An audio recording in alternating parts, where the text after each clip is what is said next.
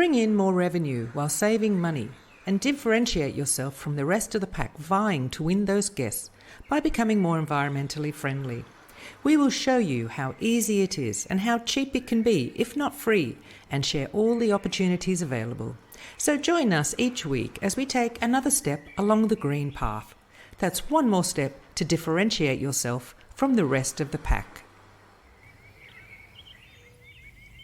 The Green Path podcast is kindly sponsored by Sustonica, the first sustainability certification for vacation rentals that audits homes on their environmentally friendly setup, installs smart measuring tools for water, gas and electricity, and offers an iPad for guests to see their real-time consumption levels.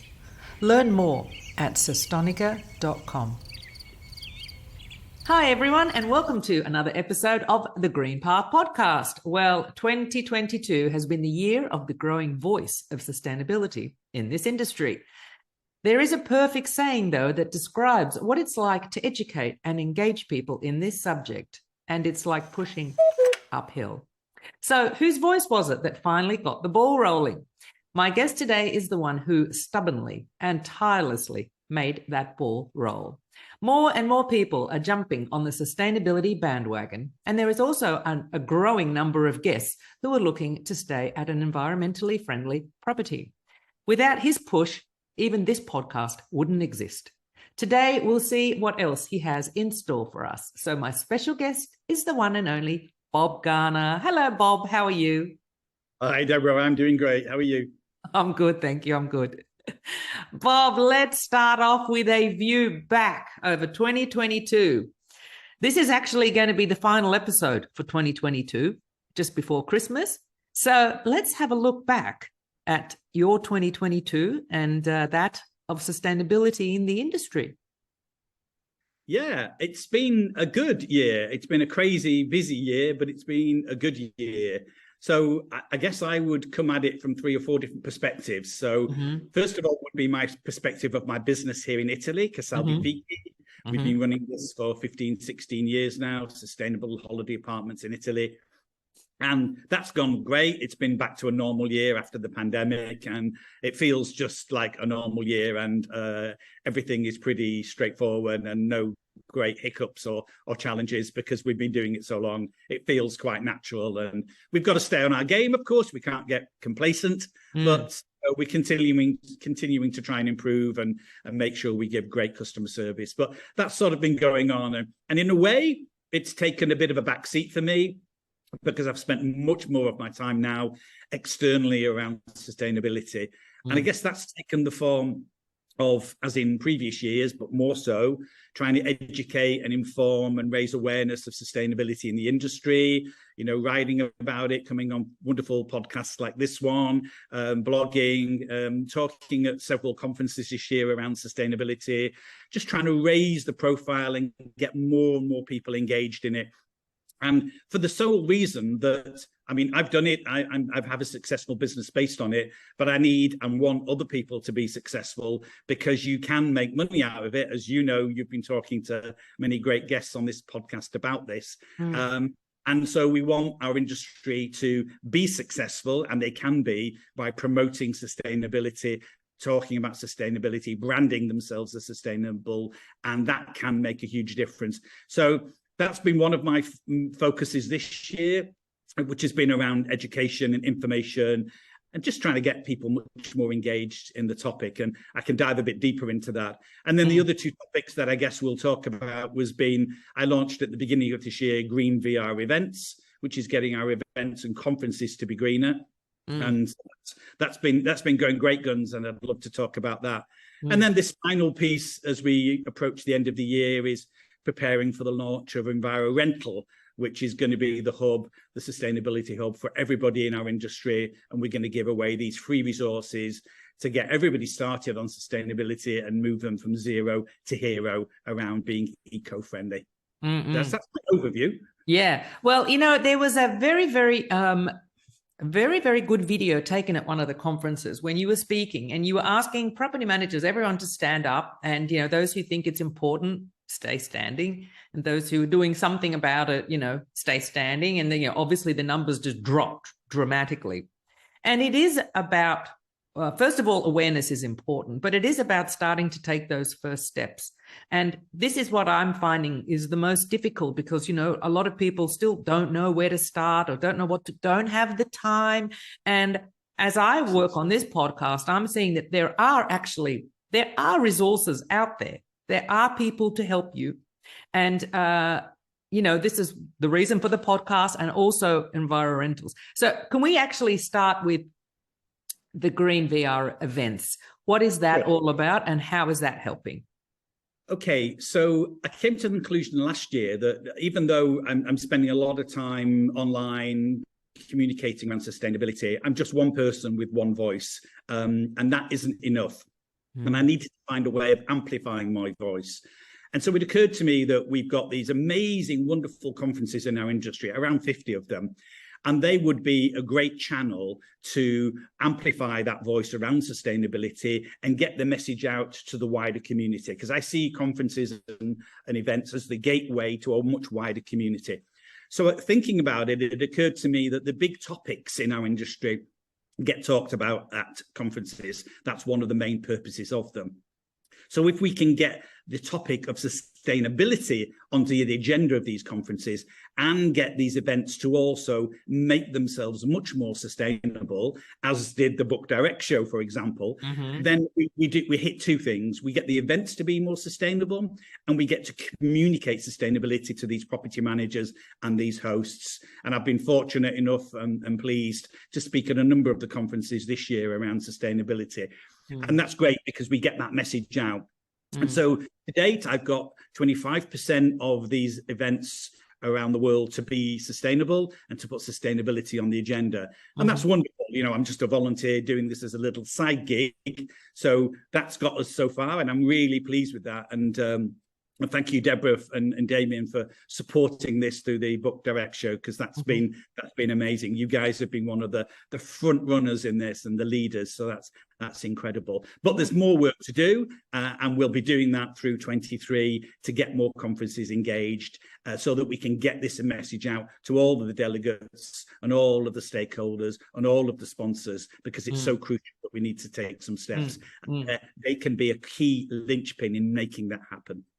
And, actually designing that conference, it is quite amazing how much waste there is and how you can make improvements and have very little wastage.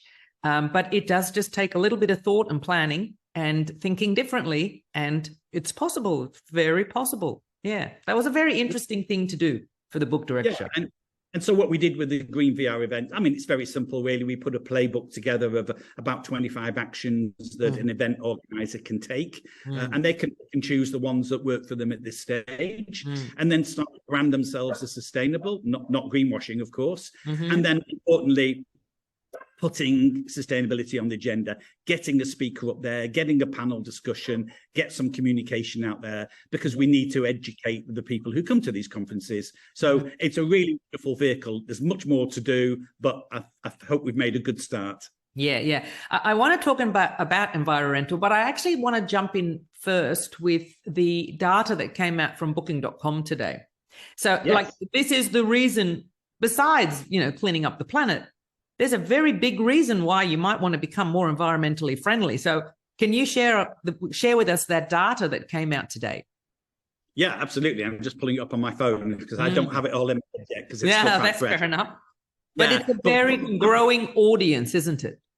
Absolutely. Booking.com have been doing some great things around the research around sustainability. They do an annual survey, and they've been doing it for 7 or 8 years now. And that came out earlier in the year about what consumers are looking for around sustainability and what property managers and hosts can do and should do.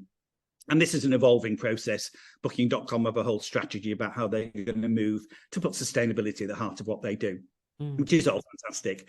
But they've just produced some further analysis that came out yesterday or today, which was really around some of the responses from the property managers themselves and what they're looking for. So to give you a couple of examples, the statistic was that 86% of accommodation providers believe that sustainability is important, and that tallies very much with the information that I see day in, day out. 78% say they've already taken some action. Now that seems a really high number to me. I was quite surprised at that number. It isn't broken down what action that actually might be. You know, it might be recycling or it might be some other activity, but it was an interesting number. And one of the other stats that I thought was really interesting is that 75% of the responders, these are the property managers, said they would like to see and need to see a lot more commitment from the industry as a whole to help them achieve what they want to do, which is absolutely fine. And this data drills down into a bit more detail there about what the property managers are actually looking for. But it's clear, as you said in the intro, that we need to do more, but people are really struggling with what to do. And having spoken to hundreds of property managers on this topic, it is really clear that they're busy. They don't have the resources all the time to do the research, work out whether it's A or B and whether they do this or that and which product to choose, etc., etc. So they don't know what to do. They don't know how to do it and where to start. So we need to find a solution to break down that barrier so that they can jump in and get started. Because as you often say, I hear you on this podcast often say, you know, that first step is the hardest. And I totally agree. Once you get on that path and you take that first step, it can be easier. So EnviroRental, strapline signposting sustainability for vacation rentals. We need to signpost to them the things that they can do, the simple, easy, often free steps that they can take to make themselves sustainable and brand themselves sustainable and tap into the growing market of customers who are looking to travel and stay sustainably. So the idea of EnviroRental is to give these resources away completely for free, because we need zero barriers to entry. If we start charging this advice and service, people might not engage, and we haven't got time for that. There is a climate emergency and we need people to engage. So giving these away for free is one of the ways that we think we can do it. And we launch next month. You launch what? Sorry, just cut off then. We launch next month in December. Whoa, lovely. That's a nice Christmas present. Something to get stuck into over the Christmas break. Yeah. One of the hurdles that I'd heard from some property managers is actually convincing the owner, for the things that they have to do to the owner's property. So, I'm hoping that there might be some resources as to how to sell sustainability to a property owner, one of your, the owners in your portfolio. So that would be a great thing to have. So can you tell us some of the resources that you might have on EnviroRental on the website? Yep, absolutely. So what we're going to have is a roadmap giving the viewers, the active people engaged, the subscribers, with all the steps that they can take around sustainability. So it might be about energy, it might be about water, it might be about plastic, it might be about consumables, it might be about appliances, etc., etc. Taking each topic one by one, identifying what the problem is, giving them a solution and pointing them in the direction of taking that next step. So that's the core part of the platform. But also, we also want the program, the hub, to be a repository of everything that they need, a one-stop shop around sustainability. Yeah. So your blog will be on there. Your podcast will be on there. There'll be blogs on there. There'll be case studies so people can learn from other people. All the industry news around sustainability and vacation rentals will be on there. I see it all the time and I post about it on LinkedIn, but it'll all be there and people will be able to look back and see. It'll be an easy find for people to do the research and understand what they can do. So the idea is that anybody who wants to do something around sustainability in our industry goes there, and everything they could possibly need will be there as a one-stop shop. We need to make it simple. Yeah, I'm gonna throw an idea at you. One of the ways to make sure that someone actually does something, whether they're busy or not, is to make them accountable. So I wonder if you can actually have a part of your website where you actually have like a sponsor, someone that keeps you on the path. And the first thing you're going to do is change electricity provider. and you're going to give me a date. By this date, you're going to change your electricity provider. And then they show you that they've done it, tick that off the list. Right, what's the next task you're going to do? And give me a date by, when you're going to do it. So I wonder if accountability will actually engage people more. If they really want to do it, then they have to be held accountable, rather than just reading it. It's like, yeah, okay, that was really nice. Okay, well, next, get on with life. So it's an idea that maybe you might want a section there where people, if they're really serious and they need, a bit of a push, this is what you're going to do.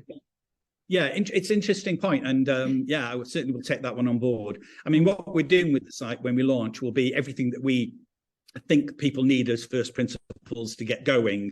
But obviously, as we develop, as we get feedback, as we understand which parts of the site people are most engaged with, what resources people are most interested in, then phase 2 next year will be to build that capacity out. Because, of course, you need some time to think these things through and understand what's working and what would be most useful. But that's a really good idea. I will add it to my list because it's a long list of what might be in phase 2. Yeah, because the thing about the accountability is even if they do like the first 3 steps, like you were saying, it becomes addictive. And then after that, they might not need to be accountable to someone because then they're already on their journey and they're enjoying it and they're seeing the benefits. So I wonder if, maybe to get going, you offer that accountability. Yeah, I mean, one of the things that we will obviously be encouraging people to do is create a climate action plan. And that's around deciding what you're going to tackle, documenting that. It can be a very simple list. It doesn't have to be anything particularly fancy. We'll give people a pro forma way of doing it. And then put it on your website for the world to see. So in a way, that's a part around accountability because you're putting it on there and saying, this is what I'm going to do in 2023.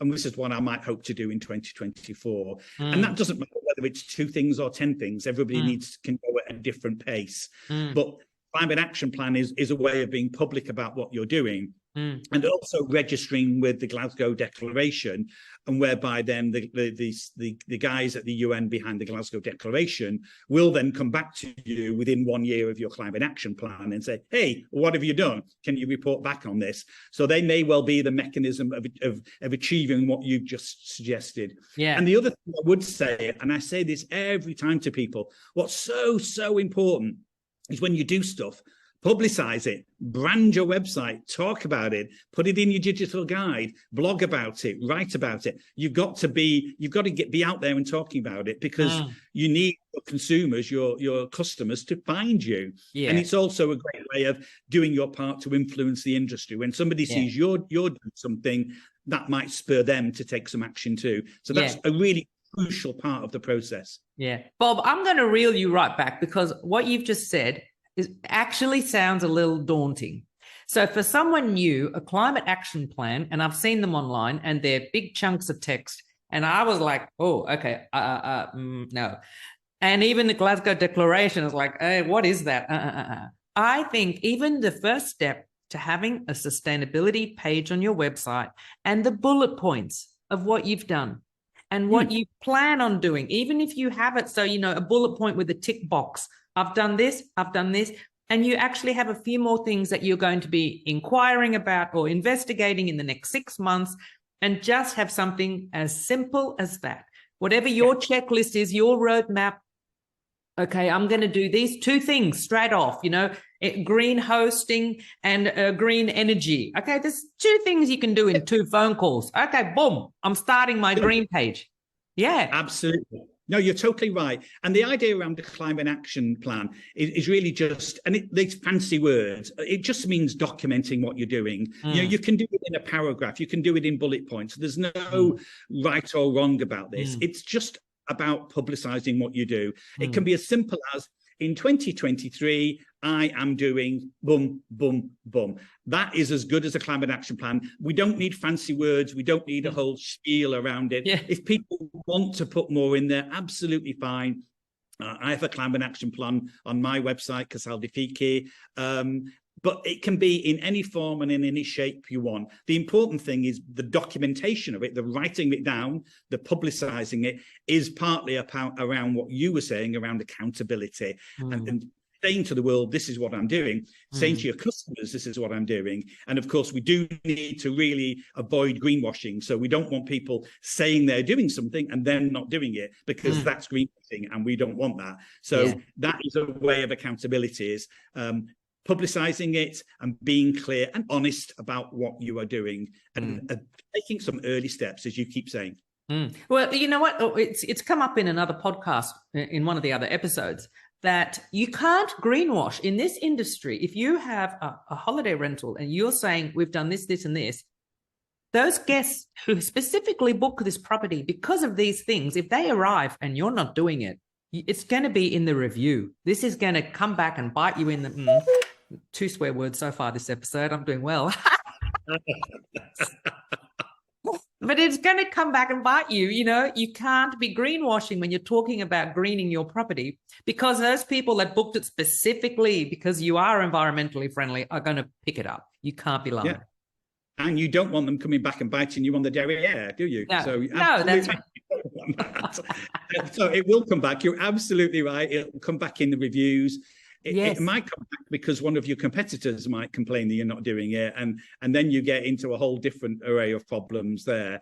So honesty is at the core of this. Just take some steps and do it. Don't pretend you're doing more, and don't pretend the impact is more than it is. And nobody will judge you. Nobody will judge you wrongly about taking 2 or 3 steps and publicizing it. Nobody expects you to be perfect in day 1, or even in year 1, or in year 2. We're all on a journey. You go at your pace, you take some steps that work for you. And as we talk about all the time, this is a virtuous circle. You see the effects of your actions because it impacts on your brand, it positively impacts on your reviews, it impacts on your book direct rate, on your referral rate, and that's great for your ROI. And then that's a virtuous circle. It was the same with me. You take these actions, you go, oh, this is working, this is bringing in business, let's do some more of that. And before you know it, you're on the sustainability road and you're taking some really good steps. And it's great for your business. That's key. You don't have to do it because it's good for the planet, though, of course, that's what we want too. Because it will bring you business. You will be successful if you do it effectively. And that's what might motivate a lot of people to take those steps. And that's still. Well, this is what I have in the introduction for the episode, for the podcast. You know, there is a niche audience out there who want to book green. Tap into it. Be an early adopter. Get ahead of everyone else and become greener and attract those people. And then you'll get those people coming back to you over and over, rather than struggling to get them later on when everyone is joining the bandwagon. So get ahead now and take the steps. And like you mentioned before, I've had also people on the episodes where they're like, oh, I'm not 100% green. I'm still working on it. So I don't really want to say it because, I'm not there yet. But every little step counts, and every little step should be applauded and shared on your website.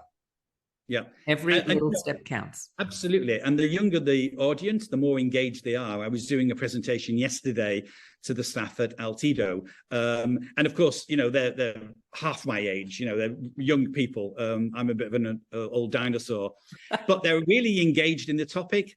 And they're asking lots of questions. They want to know how things will work. They want to know the practicalities, how they can show some benefits for their customers. And that's great because the younger people are much more engaged in this. So as we go through the generations, that interest in sustainability will only get bigger. And would tap into that. It's not going away. It's only going one way. Yeah, but we're talking also about the guest.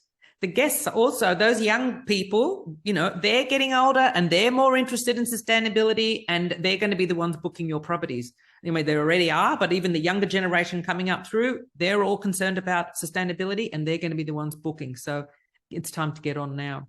So in terms of sustainability in the industry, there is more and more happening, including accreditation. So Booking.com is doing theirs. One of the feedback that I heard about their accreditation, I don't know if they're changing it or working on it, but one property manager who's really, like net zero, they were saying that there needs to be much more of a scale of sustainability in their badging. I'm not sure if they're working on that, but do you know anything about that? I do. Yeah. They introduced their eco badge about a year ago, and there was just one category, and it's self-certification. You tick a box to say you're doing stuff around water, doing stuff around energy, doing stuff around laundry, etc. So it's self-certified at this stage. And I gave them feedback, and it was their intention anyway, is to develop that and move it on. And that's great. And so last month, in fact, this month possibly, they launched the development of that. And now there are 4 stages of the badging, and the top stage is where those hosts like myself are also signed up to an accreditation scheme. So there's a number of accreditation schemes which of course have a much more rigorous assessment of what you're doing. I'm with Green Tourism, where it isn't just self-certified. They audit you, they interview, they check on what you're doing. You have to prove, document what you're doing, and show them the details. So that gives you a sort of higher level of status. And so the top level in Booking at the moment, those 3 levels plus an additional level will be if you have got an external accreditation from a number of approved bodies, then you'll reach that higher level. So the person you were referring to might possibly have an external accreditation, and therefore they would be in that top level as we would be. And that is really important because Booking.com have now got 500,000 hosts on the green badge, which is a lot, but obviously they've got millions and millions of properties, so they've still got some way to go. But of course, a host like me would like to be differentiated between what I'm doing and a host that's doing some simple recycling and laundry and energy, because we want properties, travelers to be able to see the difference between me and somebody else, because we're not all equal, and therefore we should be shown as having some differentiation on their platform. So that launches, I think, in the new year. They announced it the last few weeks, and that will go some way to meeting the concerns that your person had. And of course, this is an evolving process. I'm sure as we move on, they will build more into that process and make it more robust. So it takes time. And there's also the sponsor of the show, Sustonica. And they're also going to be the first vacation rental accreditation for the properties, independent. And they also, they need documents, and then they need proof too. It's not a self-checking kind of situation. So that's launching very soon as well. So we look forward to seeing more from Sustonica and Vanessa. Yes. Yeah, I mean, Vanessa's such an entrepreneur. If anybody can pull that off, then she can. She will. It's a crowded market, but she's bringing something novel and new based on technology, and I'm going to be really excited to see that when it launches. Yeah, me too. She'll be on the show. Yeah. Do you know of any other companies like OTAs? Is Expedia doing something towards sustainability, or Airbnb hasn't mentioned it at all? Have they? Airbnb have not really talked about it at all, and they're quite tight-lipped about things. I struggle to get a connection with them and talk about it. They don't have any badging as yet. I'm sure they will ultimately bring it out. Expedia, which of course own Vrbo, are working on it, and they're going to be, I think, launching something next year. Know the details, but they have, like Booking, a very clear strategy, which is public. You can find it on the internet, about what they intend to do around sustainability and why it's so important. So it's clear that they're going to want to do that, but they're a big organization, and these things tend to take quite a while to put into place, but they will. And then another company at a smaller scale who I know you've spoken to, Enrique from Holiday, they have the green badging, and they've had some really interesting results from that in terms of the click rate and the click to book rate have been much higher for those eco properties on their platform, which is great. That's exactly what we want to see. So we can go back to these other property owners and say, look, if you want to get this click rate and this book rate, start to take action. So that's absolutely what we want to hear. And we do need more data on that. And I'm hoping that will come from Booking as we move forward, because it's a great way of educating owners to take action. Exactly. Property managers need to keep in mind that if Booking.com is doing this, Airbnb for sure has to get into it some stage, and Vrbo. And there are already property managers are already on the sustainability bandwagon. There will be filters on these websites that guests can go, I want to stay at an environmentally friendly property. So property managers who are not doing anything will miss out. So if the OTAs are doing something where guests can filter, then you need to start doing something. And there's no excuses now, because there are resources for everyone. Listen in on the conversations on the Green Path podcast. Follow the roadmap on the Environmental website. There are resources out there, so there's no excuse, and don't get left behind. Yeah, and actually, interestingly, I'll give you a little clue. Paul Stevens asked me to write a prediction for next year. Oh, yeah. One of the things I mentioned, I guess this will come out after this prediction, so it's okay to talk about it, is I predict that the OTAs will do a lot more around their algorithms on eco. So they won't just badge their properties as eco, but they will skew the algorithm so eco becomes a higher profile. Because if they've got a strategy to deliver on sustainability, that is one way to do it. So if you have the badge, I think you'll start to move up the search criteria. And I'm just predicting this. I have no inside knowledge, but I suspect that's what will happen more and more next year. Yeah, there's been a bit of crystal ball gazing. I was doing my predictions for Airbnb, and this one now with algorithm. I think it's going to be a very interesting year, 2023. There's going to be lots of changes. Yes. Yeah, absolutely. Right. Totally. Yeah. Well, we're going to wind up now. Is there anything else you'd want to chip in on the very last episode for 2022? Just to say, first, Deborah, thank you for running this podcast. You've had such amazing people on, and I really look forward to listening to it every Wednesday. And I can't wait to see who you interview in 2023. So thank you very much. You're so committed to this. And I know, because I hear it every week, I know you're learning a lot through this process as we move forward. But for anyone who doesn't know, I don't know anything about sustainability. So when I put my hand up to do this podcast, I'm like, well, I don't know anything about sustainability. And then I do now. Absolutely. It's been great. I mean, what a great podcast. I should subscribe. But, I ask the questions you want to ask, because if I don't know, you don't know. And it's actually been of benefit to not understand anything about it and to learn it as I ask the question. So it's been really good. Thank you for no, you didn't suggest it, but attending that roundtable in May, I thought it was a good idea to get this up and running, and even though I don't know anything about it, but it's been great. Thank you. Yeah, you've been fantastic. Yeah, and the other thing I would just say in closing is, please, to the viewers and the listeners, go to envirorental.earth and log on. If you do it before it goes live, you just log on and we'll alert you. Maybe by the time this podcast goes out, it will be live, in which case you'll see all the resources. So get in touch, give us some feedback, and get connected. Yes. So I will pop the link in the description below. Also, sign up for the Green Path Podcast weekly reminder newsletter email. You only just get a reminder. I don't spam you for anything else.